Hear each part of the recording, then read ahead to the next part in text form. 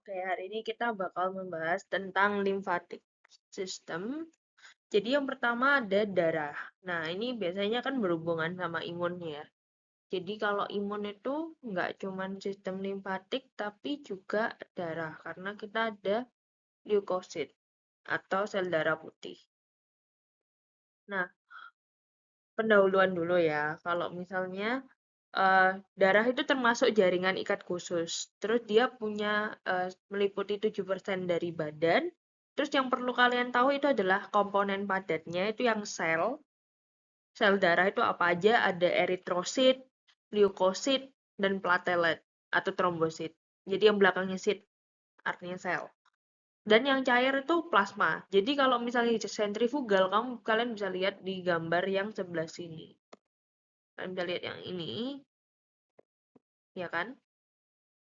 Ini kalau di sentrifugal itu bakal kelihatan ada plasma, ada ya sel darah putih dan platelets dan juga sel darah merah gitu. Terus kalau untuk fungsinya harusnya kalian udah tahu mengangkut O2, CO2, metabolit, sisa metabolisme lalala. Terus juga karena ada platelet di sini juga penyembuhan luka ya. Jadi melalui pembekuan darah dan juga suhu tubuh dan asam basa. Nah, tadi kan aku udah bilang sel darah merah ada 3. Cuman di sini yang kalian penting untuk tahu, itu sel darah putih itu dibagi jadi 2. Agranulosit dan granulosit. Untuk agranulosit itu ada limfosit dan monosit aja. Sedangkan granulosit itu neutrofil dan eosinofil serta basofil. Nah, nanti akan dijelaskan lagi perbedaannya ya. Oke, untuk plasma darah sendiri ini yang perlu kalian hafal biasanya ditanya. Yang paling banyak itu proteinnya itu albumin yang diproduksi di hepar. Jadi nanti kalau ada permasalahan di hepar atau hati, itu bisa kita lihat fungsinya dari apakah albuminnya turun atau enggak gitu. Kalau albumin di fisiologi itu fungsinya untuk ano onkotik kan. Jadi dia mencegah keluarnya yang berlebihan. Jadi kayak kebalikannya kan. Harusnya nanti di-review lagi. Uh, jadi kalau misalnya albuminnya turun, berarti kan tekanan onkotiknya turun. Jadi nggak ada tekanan yang kayak sebaliknya. Jadi kayak misalnya ini pembuluh darah nih kan. Karena ada banyak protein, jadi dia onkotik. Kalau tekanan hidrostatik, dia tuh akan arahnya kan keluar kayak gini ya. Sedangkan tekanan onkotik itu yang ini, yang sebaliknya ke dalam vesselnya. Nah, kalau misalnya onkotiknya hilang karena proteinnya jadi sedikit gitu, yang terjadi adalah cairannya keluar semua dari pembuluh darah. Makanya akan ada edem. Jadi edem itu kan akumulasi cairan di luar itu ya, di luar vessel, di luar pembuluh darah gitu. Intinya, simple. Oke, jadi serum atau plasma itu eh, punya komponen faktor koagulasi atau pembekuan darah gitu. Terus faktor pembekuan darahnya itu fibrinogen dan juga berbagai faktor koagulasi lainnya yang dihasilkan oleh liver atau hati atau hepar. Oke. Kemudian langsung aja kita jelasin ke eritrosit. Untuk eritrosit nanti ada 4 bentukan yang bisa kalian temui. Normal, krenasi, ghost cell, dan juga rouleaux. Nah, nanti langsung dijelaskan aja. Itu kayak summary aja sih. Kalau normal, bentuknya biconcav. Ya, biconcav kayak begini ya. Jadi, ya, nggak tahu lah ya biconcav. Eh, kalau udah gede, matur, eritrositnya nggak punya inti, oke? Kemudian umurnya cuma 120 hari. Nah, platelets itu pecahan dari megakaryosit.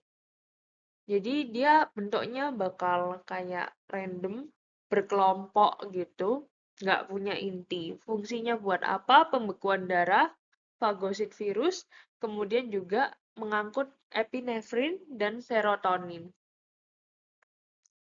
Ini ya eritrosit lagi gitu. Kemudian retikulosit. Jadi kan eritrosit kalau udah matur atau dewasa, dia nggak punya inti kan. Tapi kalau misalnya kamu nemu bentukan kayak eritrosit tapi punya inti, maka dia adalah eritrosit muda atau retikulosit. Jadi masih ada kayak serpihan intinya gitu. Bakal tampak di pewarnaan brilliant crystal blue.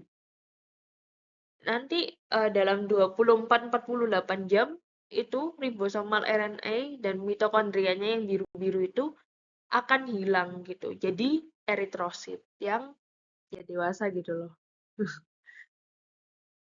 Untuk rulok sendiri ya gampang kan. Bentuknya yang kayak koin tumpuk gitu. Biasanya bakal kalau misalnya darah di luar tubuh itu bakal terbentuk ini. Nah, ini kerenasi. Jadi, kerenasi itu akan terlihat berduri. Kenapa? Karena cairan di luar eritrosit itu sifatnya hipertonik. Nah, untuk itu kalian harus paham dulu sih kalau em, apa itu hipertonik. Jadi, sebelumnya kalian juga harus tahu gerakan osmosis dulu ya ini. Jadi, itu adalah gerakan air. Air kan zat pelarut ya, pelarut yang eh, ada batasnya itu semi permeable membrane, oke? Nah, di sini kalian bisa lihat kan gambar yang sebelah sini. Ini tuh zat terlarutnya yang bulat-bulatnya ini lebih dikit gitu. Sedangkan zat pelarutnya atau kayak airnya itu lebih banyak. Jadi kita bisa bilang dia lebih encer. Oke? Sedangkan kalau yang sebelah sini, yang ini, itu dia zat terlarutnya yang bulat-bulatnya lebih banyak. Sehingga berarti airnya atau pelarutnya lebih sedikit. Nah, gerakan osmosis itu adalah yang encer ke yang lebih kental. Nah, bayangin kalau misalnya darah kalian ini ya, darah kalian ini berada di ruang apa tempat yang kental. Jadi airnya lebih dikit di luar. Maka air yang ada di dalam eh, sel darah merah ini bakal keluar gitu. Ngikutin gerakan ini kan dari yang kan dari yang encer ke kental. Yang kental kan di luar darahnya. Darahnya lebih encer gitu. Maksudnya dalam darahnya itu lebih apa ya? Lebih banyak airnya gitu loh. Jadi keluar. Akhirnya dia mengkerut kan. Jadi kayak dehidrasi gitu. Nah, sedangkan ghost cell itu kebalikannya. Jadi di luar itu hipotonik atau berarti yang di luar itu terlalu encer. Jadi uh, airnya lebih sedikit di dalam darah. Jadi karena gerakan osmosis itu dari yang encer ke yang kental, yang encer itu yang di luar darahnya, yang kental yang darahnya. Jadi dia airnya bakal masuk ke dalam dan pecah deh akhirnya, lysis, oke. Jadi ya bentukannya jadi kayak ghost cell gitu. Ya ini gambar-gambarnya. Kalian bisa lihat nomor 1 yang normal, nomor 2 krenasi, nomor 3 ghost cell. Yes. Nah, sekarang kita ke leukosit yang tadi aku bilang kan. Dia punya inti, kemudian bulat. Nah, kemudian ada tadi granulosit dan agranulosit.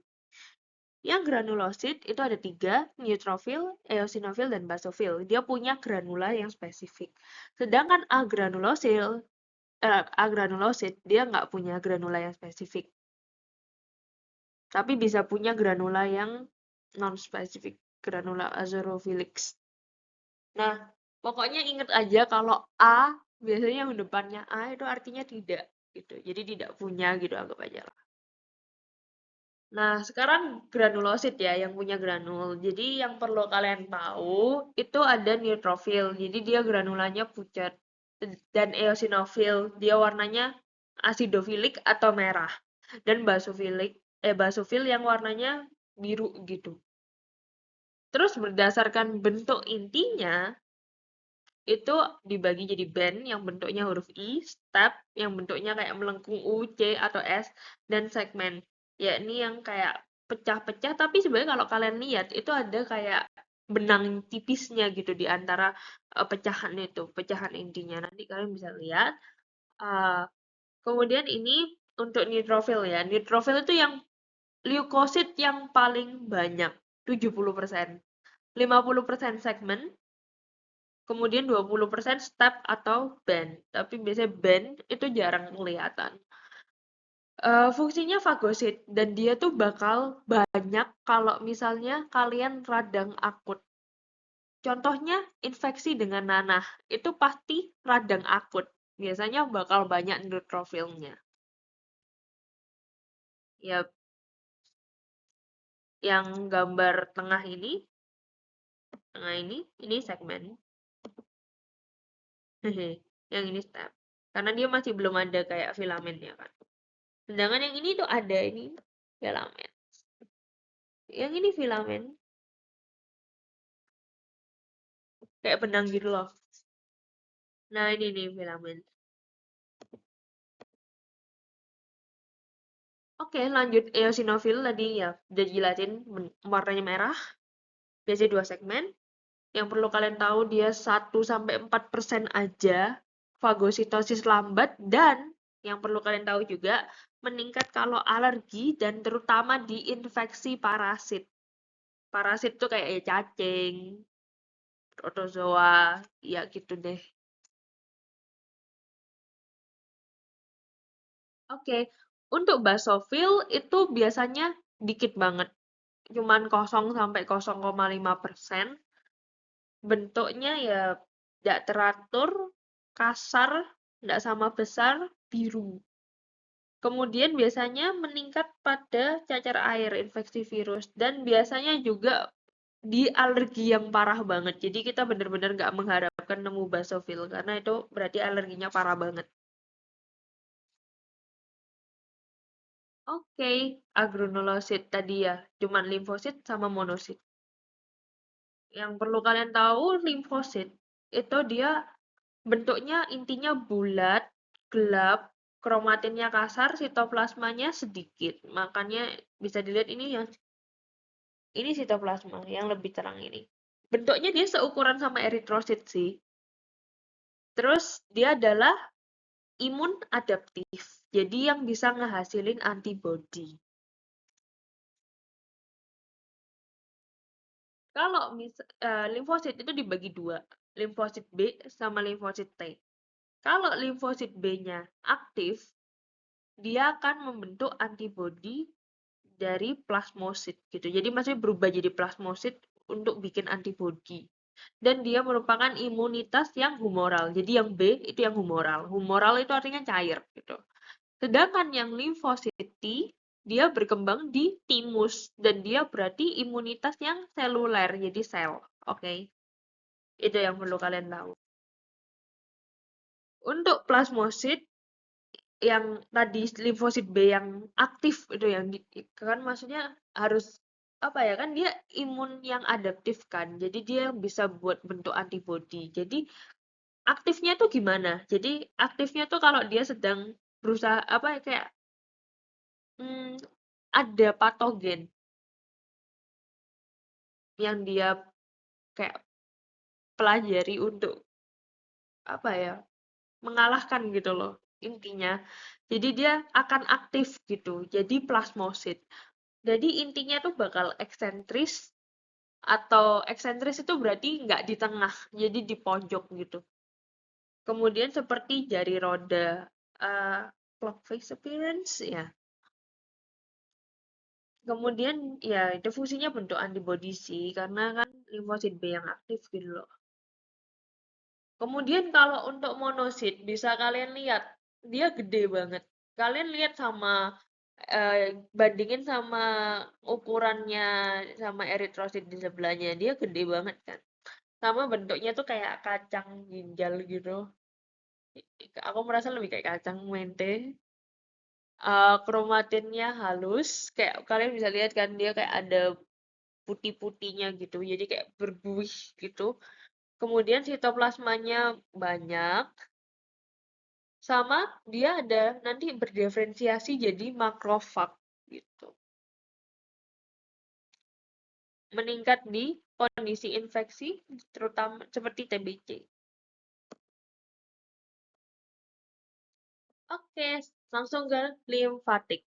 Jadi, untuk limfatik sendiri itu uh, fungsinya itu untuk menjaga dari substansi yang berbahaya gitu. Dari kayak patogen-patogen yang berbahaya. Jadi dia membantu di imun. Terus dia juga tempat proliferasi pematangan sel-sel limfosit T dan B dan juga makrofag gitu.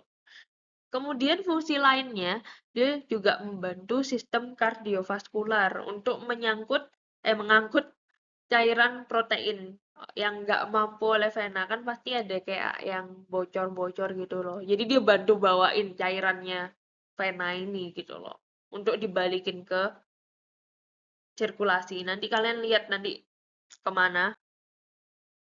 Ya ini organ-organnya nanti bakal dijelasin. Langsung aja. Kita tapi harus kenalan dulu. Tadi kan aku udah bilang adaptif kan. Untuk adaptive immunity itu berarti yang bisa bikin antibody. Jadi dia punya kemampuan untuk membuat memori gitu ya. Cuman limfosit B sama T aja. Dan dia caranya itu dengan mengenali antigen yang spesifik. Sedangkan ada imunitas yang non-spesifik atau innate. Jadi dia tuh yang first line-nya gitu, yang pertama, apa ya namanya, melindungi dulu. Contohnya ada yang fisik, seperti kayak misalnya bulu, sili, atau lendir, mukus. Ada chemical juga, kayak misalnya HCl gitu. Dan secretory substance lainnya, misalnya kayak air matamu, terus keringatmu, itu kan ada lisosim kan. Enzim itu substance yang bisa membunuh gitu. Sama phagocytotic cell. Jadi sel-sel leukosit tadi selain limfosit, itu dia innate. Dia non-spesifik. Sedangkan kalau misalnya ternyata non-spesifik itu nggak berhasil melawan patogen itu, barulah si adaptive immunity ini yang akan bekerja. Dia akan mengenali antigen yang spesifik gitu dan membuat antibodi dan juga memori. Jadi cuma limfosit B dan T aja. Oke, sekarang untuk sistem limfatik sendiri dibagi jadi 3 ya. Pembuluh limfatik, jaringan limfatik, dan organ limfatik. Untuk pembuluh limfatik dulu deh. Ada kapiler, kemudian pembuluh limfatik besar, terus limfatik. Jadi ini urut gitu dari yang kecil nanti ke yang agak lebih gede, baru yang ke gede, paling gede. Ductus limfatik itu yang paling gede. Kemudian organ limfatik sendiri ada KGB atau kelenjar getah bening atau limfonodul gitu. Ya pasti udah tahu. Kemudian ada tonsila. Tonsila sendiri ada 3. Tonsila palatina, lingualis, dan pharyngica. Lokasi aja sama nanti bentuknya beda. Kemudian ada lian atau limpa yang terletak di kiri. Yang ini ya. Ini. Oke. Kemudian ada timus di sini. Di apa? Mediastinum. Dan juga mucus associated lymphatic tissue. Jadi dia tuh bakal berhubungan sama organ tertentu gitu. Nanti bakal dijelasin. Oke, jadi untuk pembuluh limfatik dulu. Jadi dia akan berawal dari anyaman kapiler limfa berujung buntu di jaringan ikat longgarnya. Kemudian produksi cairan limfanya berasal dari extracellular matrix. Jadi yang memungkinkan zat-zat itu pindah dari extracellular matrix ke pembuluh darah melalui pembuluh limfa. Terus dia juga berfungsi untuk membawa lemak. Jadi karena celahnya lebih gede gitu. Dari sentral lakteal usus. Nanti pas kalian brok digestive endokrin bakal ada di histonya. Untuk cairan limfa sendiri itu cairan yang mengisi pembuluh limfatik, of course, warnanya kekuningan, dan nanti akan disaring di KGB sebelum masuk ke vena. Nah, ini mekanismenya kok bisa ya gitu, Mas. Apa maksudnya kayak kan tadi fungsinya juga untuk membantuin vena ngangkut gitu ya, ngangkut eh, cairannya gitu ya. Jadi ada blood capillaries nih, capillary kan. Nih, capillary. Dia ada kemungkinan ada yang cairannya yang keluar. Nanti yang keluar itu bakal masuk ke lymph capillaries karena secara tekanan blood capillary ini lebih tinggi dan lymph capillaries itu jauh lebih rendah dan semakin rendah di lymph veins, semakin rendah di lymph duct dan semakin rendah di large veins. Jadi kayak pokoknya gerakannya itu dari yang paling tinggi pressure-nya atau tekanannya ke yang paling rendah. Itu sistemnya. Jadi ya, itu yang harus kalian hafal. Nah, pembuluh limfatik sendiri mulai dari yang kecil ya, capillary dong.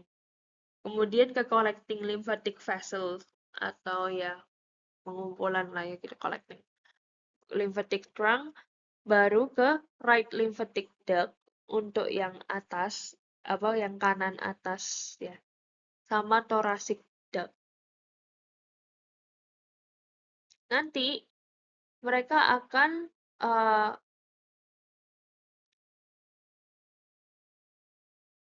bersatu gitu. Maksudnya kalau yang kanan ya di kanan, kalau yang thoracic ya di kiri gitu. Di bagian angulus angulus apa nanti? Angulus venosus. Nah, antara jugular vein yang leher ini, jugular vein, dan juga subclavian vein gitu.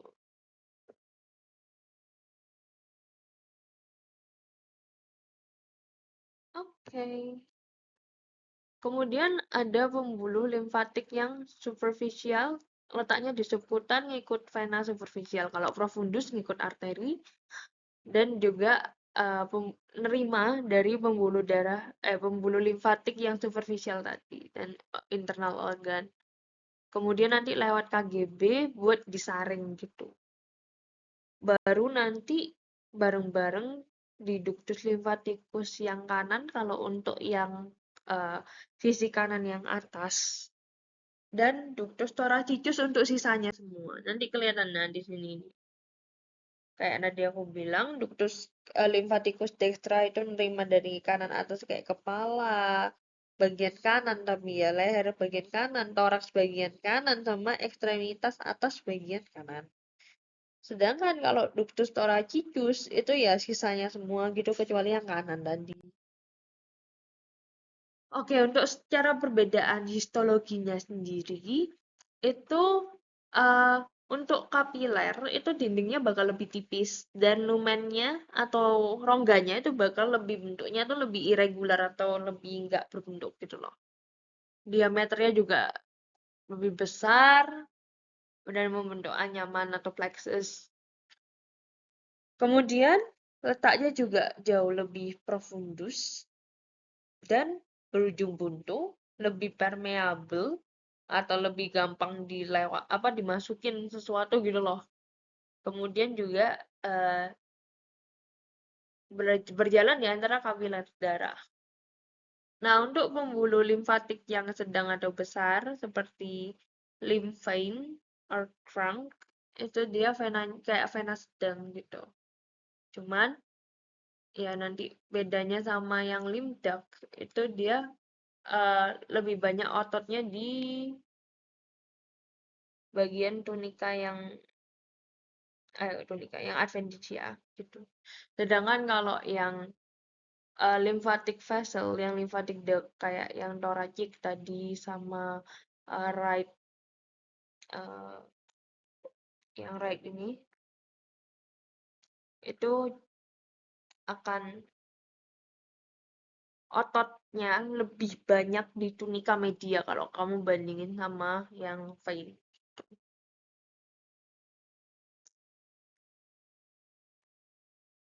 Ya, ini untuk pembuluh limfatik. Kemudian kita langsung ke jaringan limfatik. Untuk jaringan limfatik sendiri itu tempatnya limfosit proliferasi dan juga tempat surveillance-nya atau patrolinya limfosit dan makrofag. Jadi mereka kan imun sel ya. Jadi kayak ya anggap aja mereka patroli jaga-jaga tubuh kita dari patogen gitu. Mengawasi gitu lah. Jadi dia tuh termasuk jaringan ikat khusus limforetikuler ya. Terus ada yang perlu kalian tahu, terdiri dari stroma dan sel bebas. Untuk stroma sendiri itu bisa dianalogikan sebagai kerangka, jadi bentuknya bakal seperti anyaman atau sponge-like network, framework, uh, yang merupakan BASB sabut retikuler.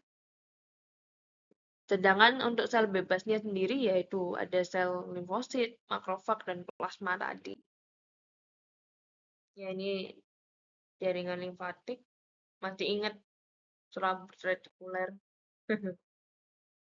Nah, ini untuk sel-sel yang ada di sistem limfatik yang signifikan. Misalnya limfosit yang ada di T dan B gitu, yang bisa merupakan immune adaptive. Gitu.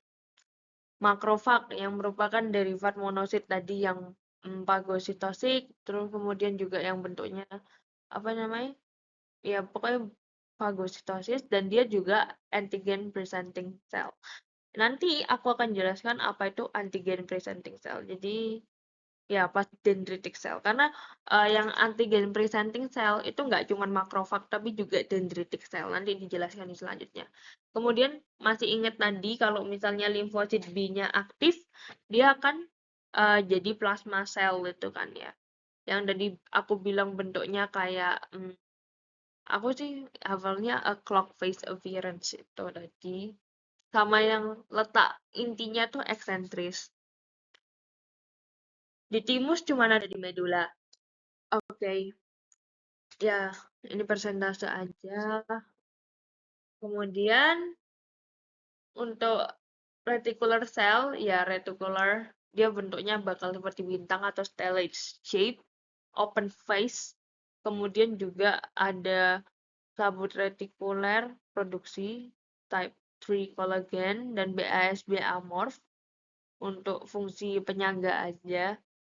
Kemudian juga memproduksi bahan yang bisa menarik limfosit T dan B atau sel dendritik untuk fungsi imunitas.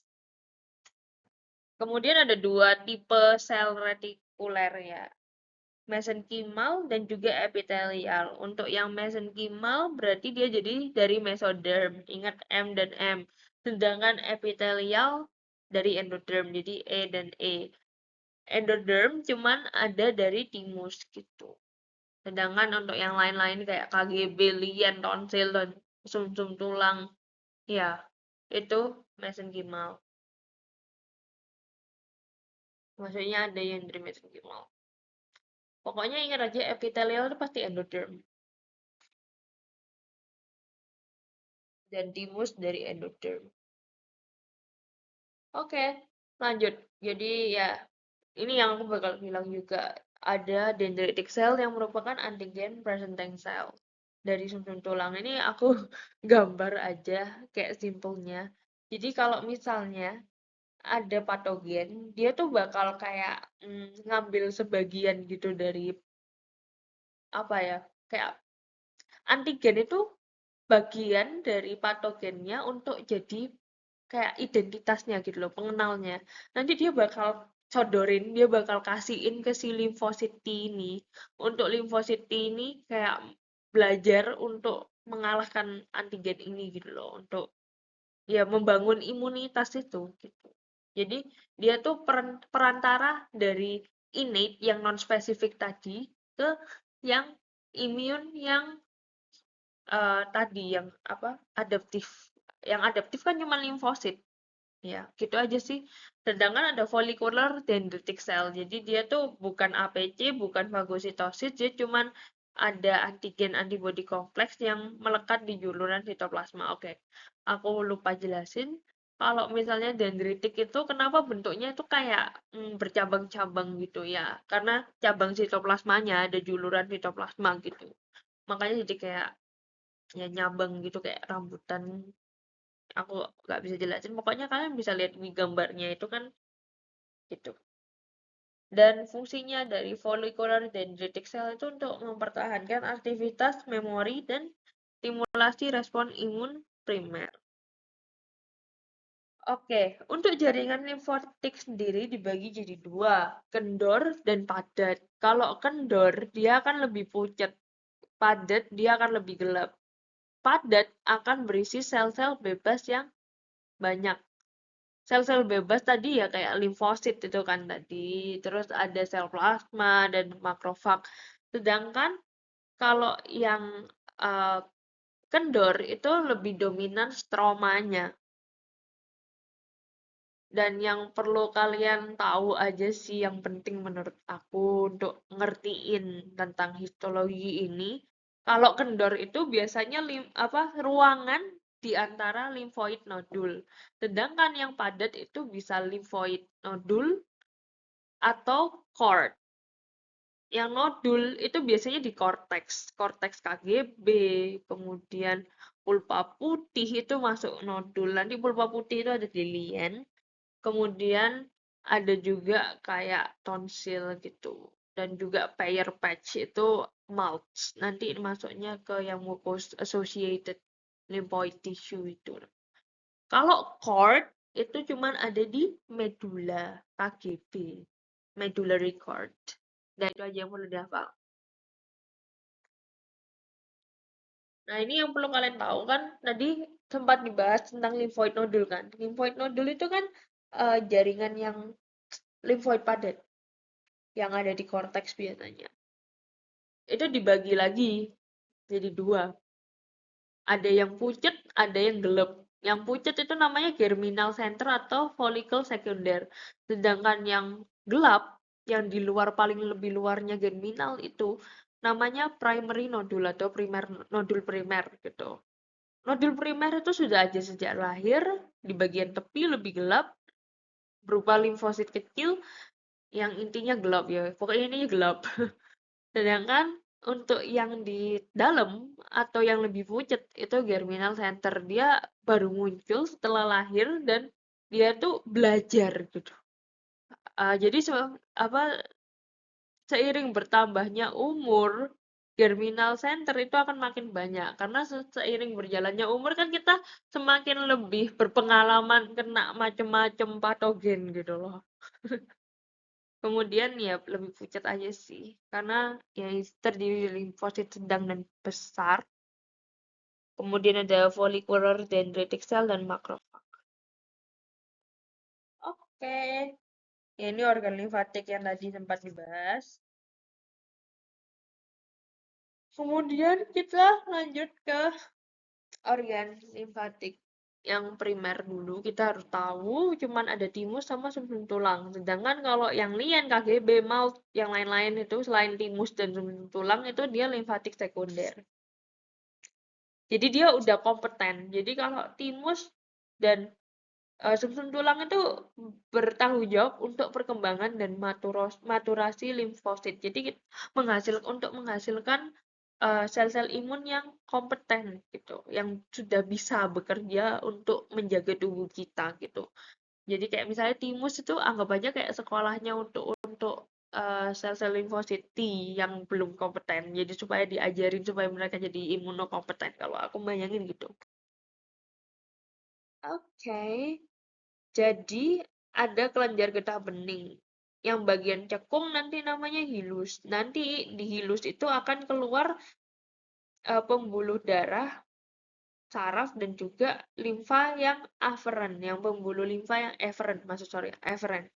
Eferen itu berarti keluar. Jadi dia kayak masuk dulu, aferen. Itu nanti aferen itu yang A, itu bakal letaknya itu deket dengan korteks dan kapsul.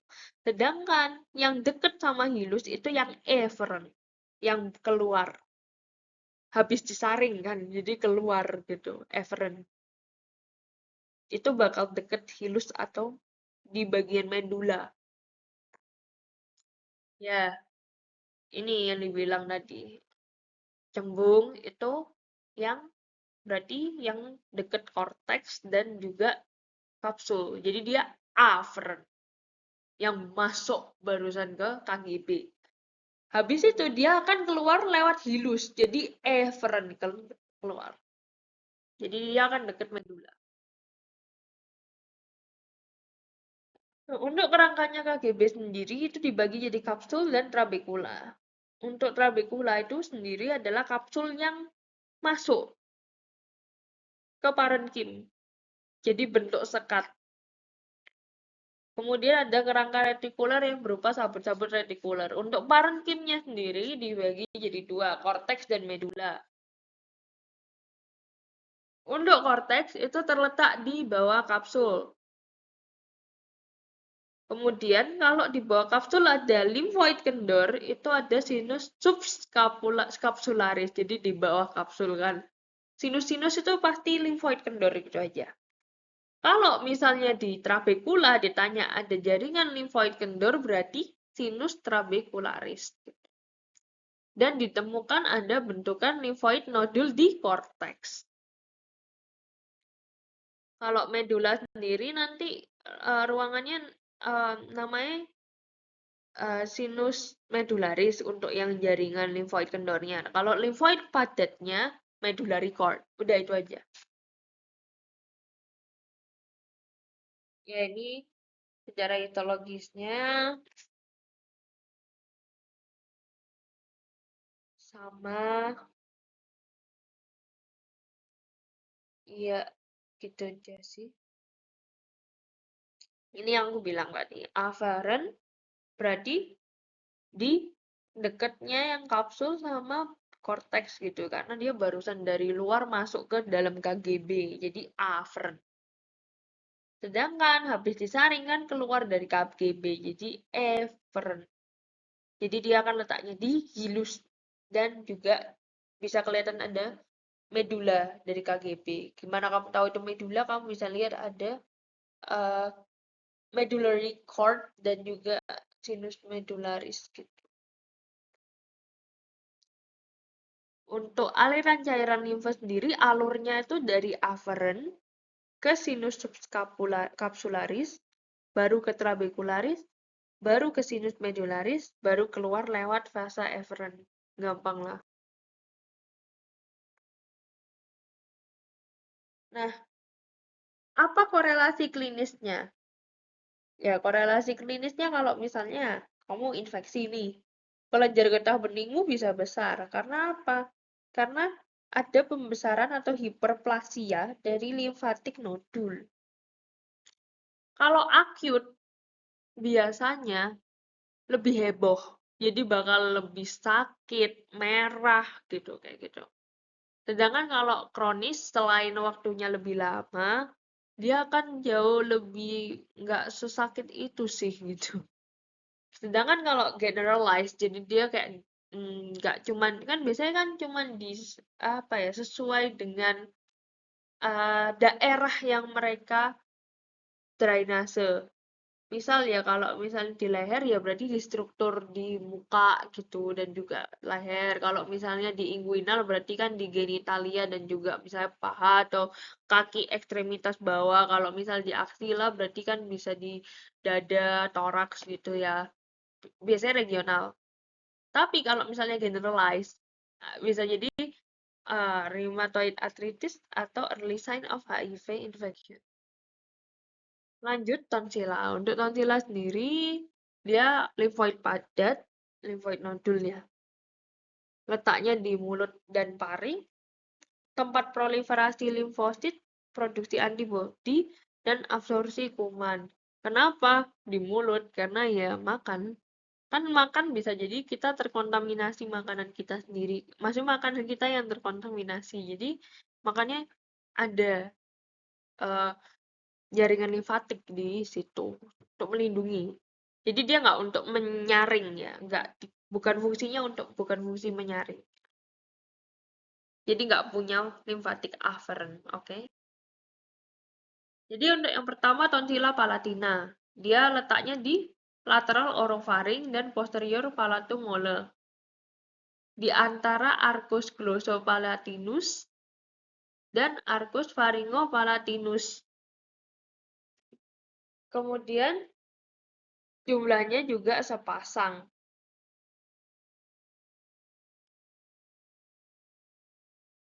Kemudian juga epitelnya berlapis pipih tanpa tanduk karena kan masih di daerah mulutnya.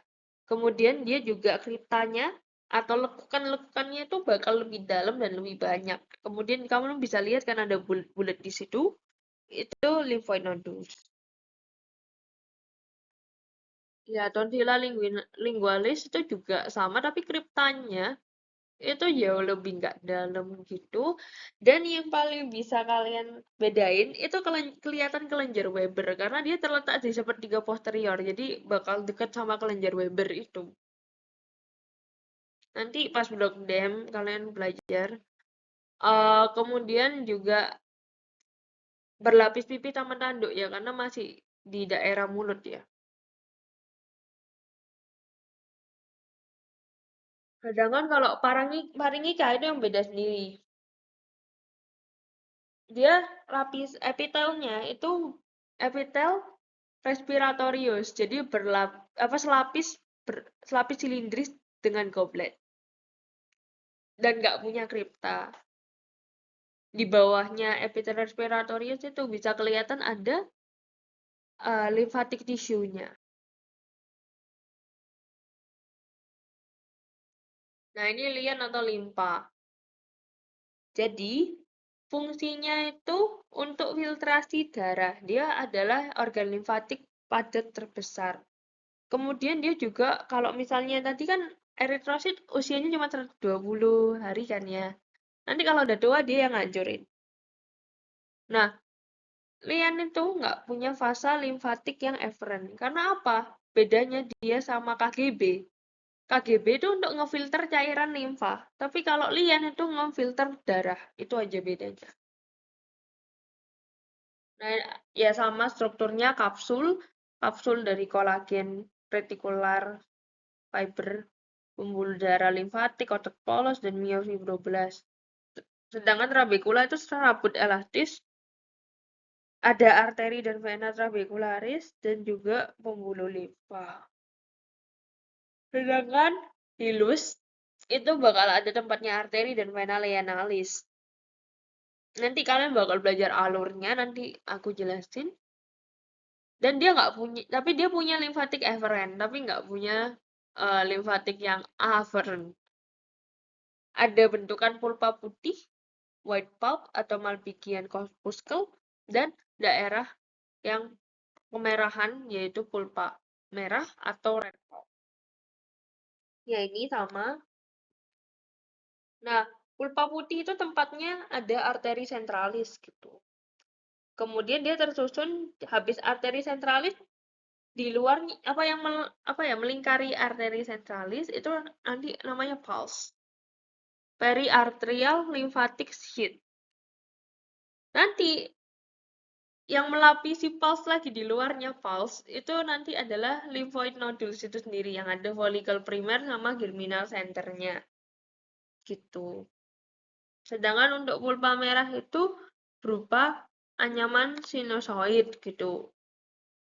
Jadi ada sinusoid lien dan juga splenic cord atau bilirubin cord. Gitu aja.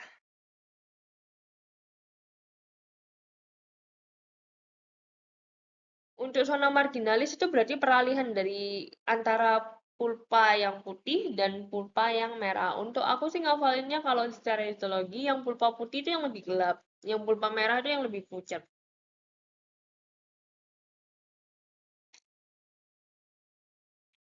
Jadi untuk zona marginalis itu sendiri jaringan limfoid kendor ya, dia sinusoid. Kemudian tempat pertama jadi hubungan antara sel darah dan antigen di liannya.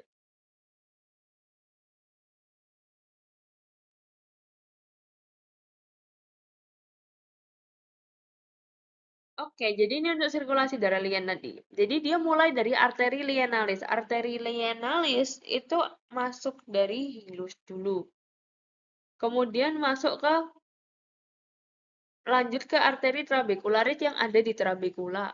Kemudian masuk dulu ke pulpa putih di arteri sentralis, baru ke pulpa merah, yaitu AA penicillaris. Baru masuk sinusoid di pulpa merah, balik lagi ke trabekula, jadi ke vena trabekula. Tadi kan arteri, sekarang vena. Baru keluar melalui vena lienalis. Gitu. Ya, kalau misalnya vena trabekularis berarti kan berjalan di dalam trabekula ya. Kemudian arteri penicillaris yang ada di pulpa merah dibagi jadi 3. Pulp arteri, prekapiler, sheath arteri yang merupakan kapiler, nanti akan terdiri dari beberapa selubung. Kan sheath itu artinya selubung ya. Uh, beberapa lapis sabut retikuler dan sel retikulum yang tersusun secara konsentrik, yakni Schweiger-Seidel sheath. Nanti bisa lihat, lebih tebal gitu. Kemudian terminal arteri yang merupakan kapiler. Jadi sebelum dia nanti bakal jadi gabung sama yang venous sinusoid. Ya ini bisa kalian bedanya kan. Sheath itu kan berarti lebih berselubung, jadi lebih tebal. Untuk timbus sendiri, ya dia dari derivat endoderm, mediastinum superior, letaknya di depannya aorta. Terus sudah mulai ada semenjak minggu ke-6, jadi organ limfatik yang pertama kali jadi. Dan nanti seiring berjalannya usia, dia akan regresi. Jadi dia akan mengalami kemunduran dan jadi jaringan ikat lemak. Dua lobus, kemudian kapsulnya masuk ke parenkim jadi septa, kemudian dibagi jadi 2, cuman korteks sama medula. Jadi korteks yang lebih gelap, medula yang lebih terang.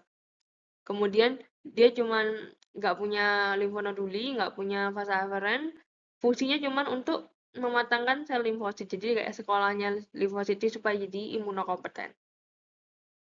Ya, ini medula dan korteksnya.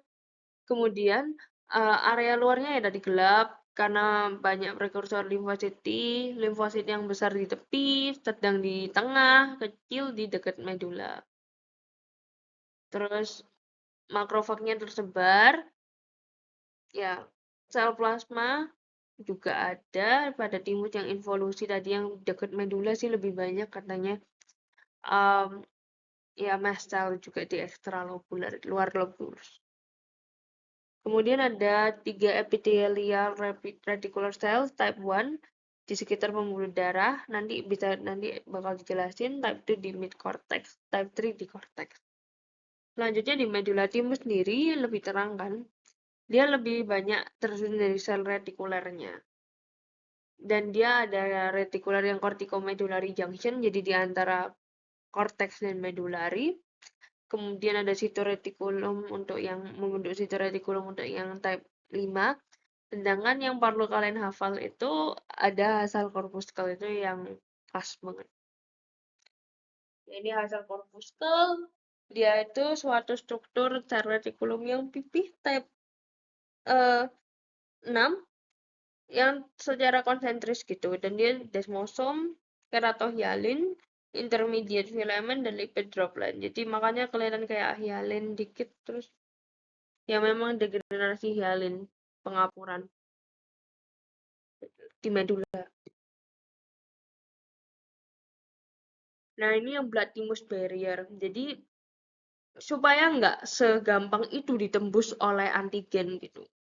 Jadi akan ada endotel dulu sama membrana basalis. Terus di ruang parivaskuler atau di sekitarnya pembuluh darah ini akan ada makrofag dan juga cairan jaringan. Kemudian juga ada sel retikulum tipe 1 tadi. Nah, ini yang mucosal associated lymphatic tissue pasti ada hubungannya sama organ tertentu, tidak berkapsul.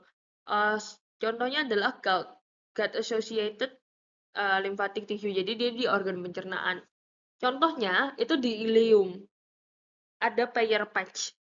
Kemudian ada di saluran pernafasan atau bronchus associated lymphatic tissue, dan juga tractus urogenitalis.